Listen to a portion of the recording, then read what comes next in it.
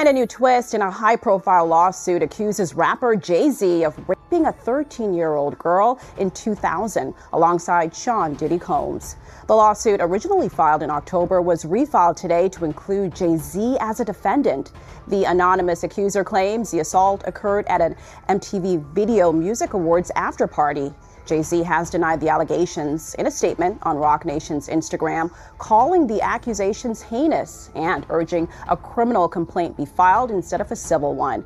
He also criticized the attorney behind the lawsuit, Tony Busby, accusing him of exploiting the case for personal gain. The lawsuit against Jay-Z alleges that he and Diddy were involved in the misconduct of a minor and even threatened her to stay silent.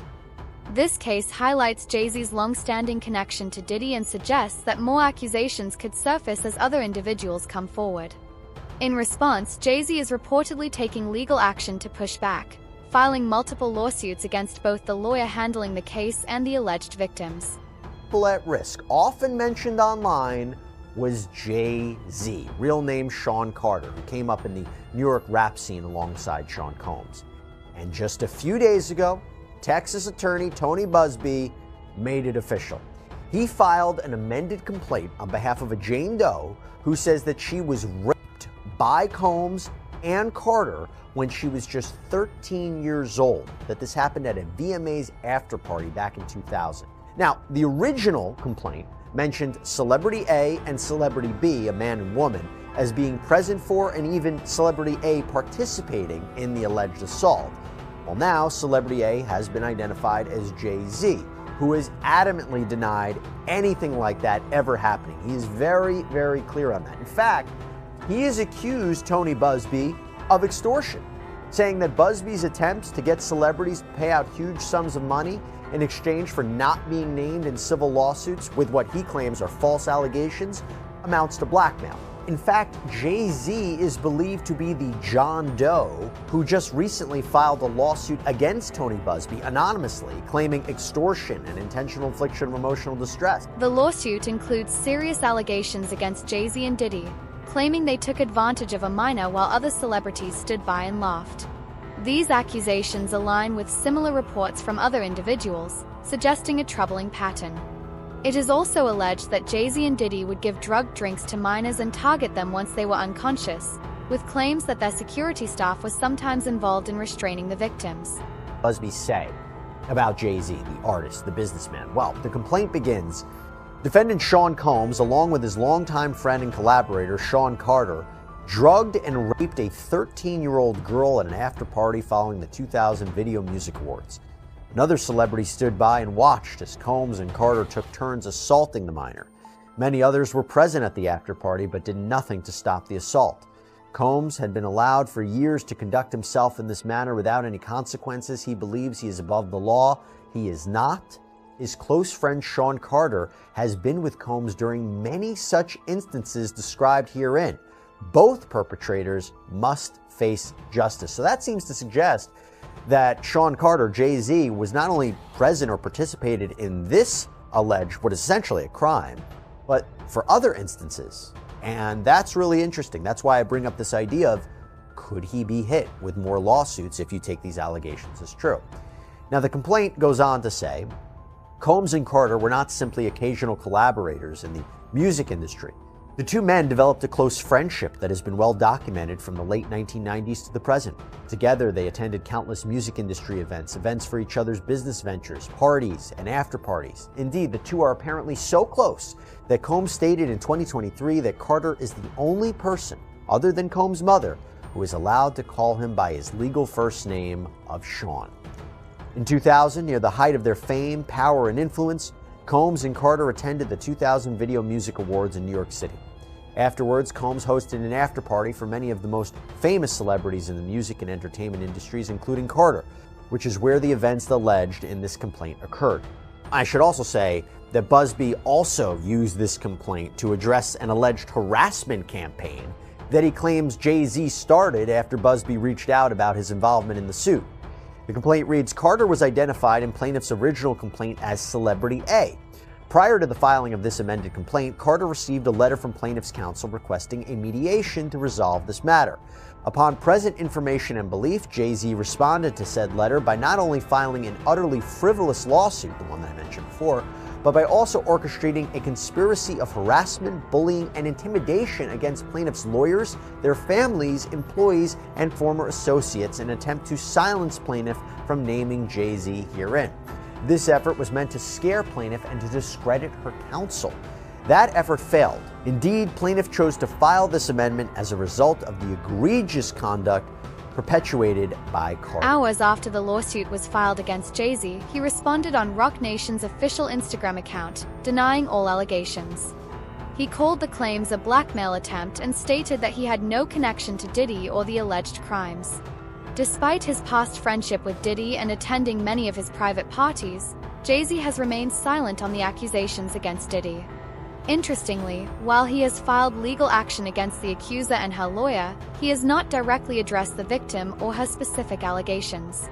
Jay-Z is staying on the offensive, going after not only the attorney who filed the rape lawsuit against him and Diddy, that would be Tony Busby, the attorney, but also the accuser. And he has filed a new motion this morning, which we're going to get to in a moment, but basically he wants to level the playing field with the accuser. But first, we got to start with this response that Jay-Z had to the allegation. Catch you up real quick if you hadn't heard, but a woman who had filed a lawsuit against Diddy back in October, alleging that he had raped her at a VMA after party in the year 2000 when she was only 13 years old. Right. Remember, this is when she allegedly was given a drink. She felt woozy, and there was Diddy, and there was a male celebrity who was unnamed at the time, and also a female celebrity. Well, that unnamed celebrity is now named. She refiled the lawsuit on Sunday. She and her attorney, Tony Busby, refiled it and named Jay-Z as that unnamed celebrity involved in the rape. Jay-Z's response is extraordinary in that, look, we've seen all these lawsuits against Diddy, dozens of them now at this point, and frequently his response has been to deny it, but to say nothing else. Jay-Z went way more than just denying it. He did do that, but then went directly after the attorney. Part of his statement said, "My lawyer received a blackmail attempt from a lawyer named Tony Busby. It made me want to expose you, Tony Busby, for the fraud you are in a very public fashion. So no, I will not give you one red penny." This lawyer, who I have done a bit of research on, seems to have a pattern of these types of theatrics. You claim to be a Marine? Marines are known for their valor. You have neither honor nor dignity. The New York Times contacted me to ask for my response to rapper Jay-Z's allegations that I tried to extort and blackmail him. My response is pretty straightforward. No one has made any threats. Jay-Z's assertions are bogus and laughable. Instead, our firm sent a standard demand letter seeking a mediation on behalf of a woman who alleges Jay-Z sexually assaulted her as a minor. The letter was vetted and approved by our client, whose preference was to attempt resolution short of filing a lawsuit. This approach is common in these types of cases. What you're seeing played out now is a coordinated and desperate effort to focus the public's attention on me personally to avoid attention on the allegations being made by my clients. This effort has included harassing my family and colleagues and even offering former clients money to sue me, which is illegal. When an alleged perpetrator behaves in this manner, wildly asserting that a basic demand letter is extortion and aggressively using the media to attack the opposing lawyer while at the same time ignoring the allegations being made by the alleged victim, it reminds me of a famous line from Shakespeare: "The lady doth protest too much, methinks." We intend to address all of these issues with the court in due course. Let me be clear, we will not be bullied or intimidated by these shenanigans, and our clients won't be silent. 50 Cent recently spoke about Jay-Z's reaction to the lawsuit. According to him, Jay-Z is being careful with his words because he knows everything he says is being checked by lawyers, and he might reveal something by mistake. 50 Cent even shared a video on his Instagram showing Jay-Z going to jail, jokingly captioning it, "I want to post this, but I'm afraid I'll get shot." There's an accusation about Jay-Z and Diddy and a teenager, 13-year-old teenager. Right. And we were speaking about just the statement.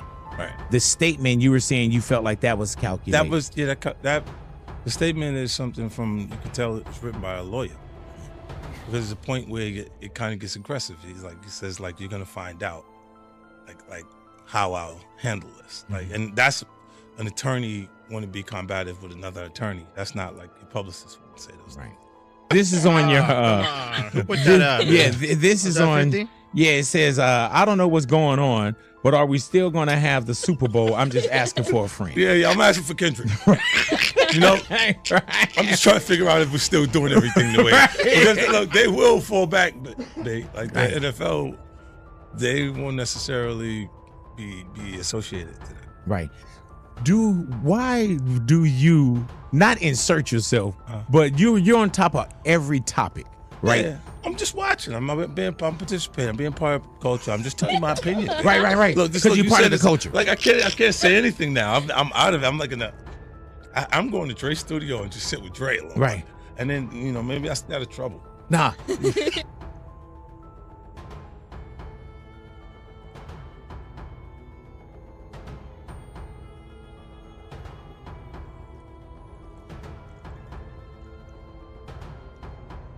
Diddy and Jay-Z are often seen as two sides of the same coin.